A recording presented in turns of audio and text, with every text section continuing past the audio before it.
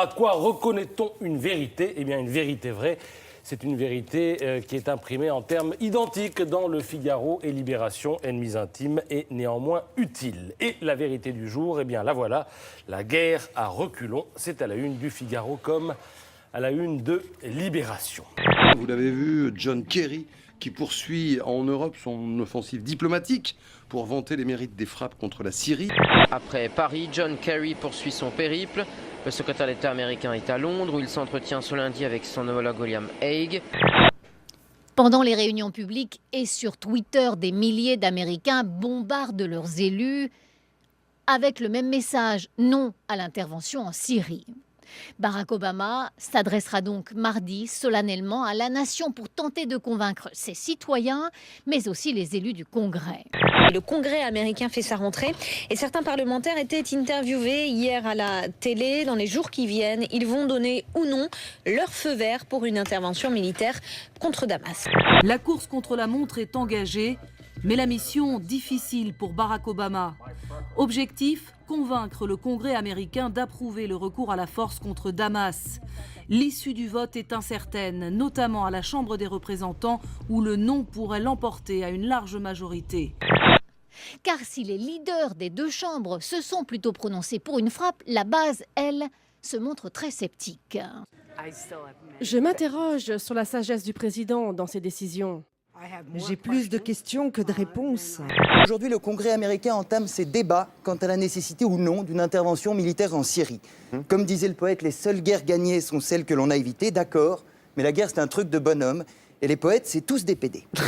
La guerre c'est super, et c'est pour ça qu'on l'a fait. Ça permet d'instaurer la démocratie, le respect des droits de l'homme et la paix, comme en Afghanistan, en Irak ou à Marseille. Il faut une réponse appropriée si l'on repense à ces moments de l'histoire où de très nombreuses personnes sont mortes parce que le monde était resté silencieux. La Shoah, le Rwanda et d'autres sont des leçons pour nous tous aujourd'hui.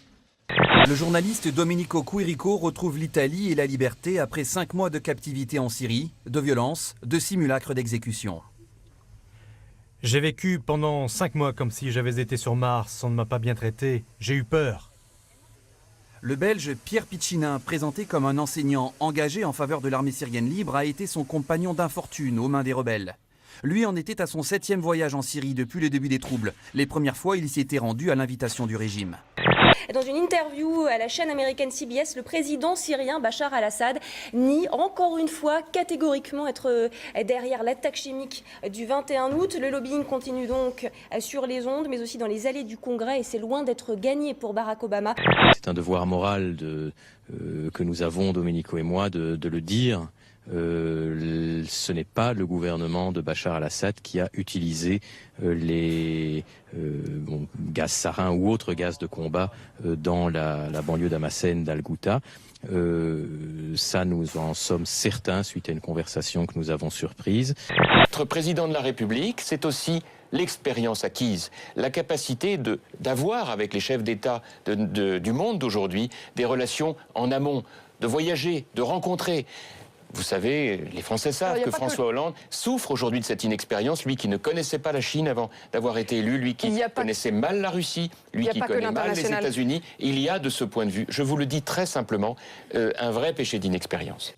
Prisonnière dans sa banque, pendant 23 heures, toute seule, sans manger ni boire et dans l'obscurité, c'est la mésaventure qui est arrivée à une femme de 91 ans. Cette rennaise, cliente régulière de l'agence, était venue samedi matin consulter son coffre. Le personnel a ouvert la salle, puis refermé derrière elle pendant la consultation, comme le veut la procédure. Mais pour une raison inconnue, la vieille dame s'est retrouvée enfermée par erreur au moment où la banque fermait ses portes, comme tous les samedis à 12h30. L'UMP est parvenu à récolter les 11 millions d'euros nécessaires au règlement de sa dette consécutive à l'invalidation, vous vous en souvenez, début juillet, du compte de campagne présidentiel de Nicolas Sarkozy. On a appelé ça le Sarkoton. Réussite donc du Sarkoton avec 11 millions d'euros. Tout le monde se réjouit du côté de l'UMP. Réaction un peu plus mitigée, vous en doutiez peut-être, de Michel Sapin pour le PS. J'aimerais qu'on n'oublie pas, dit-il, qu'il s'agit d'une amende qui est payée pour quelqu'un qui a fraudé. Ambiance.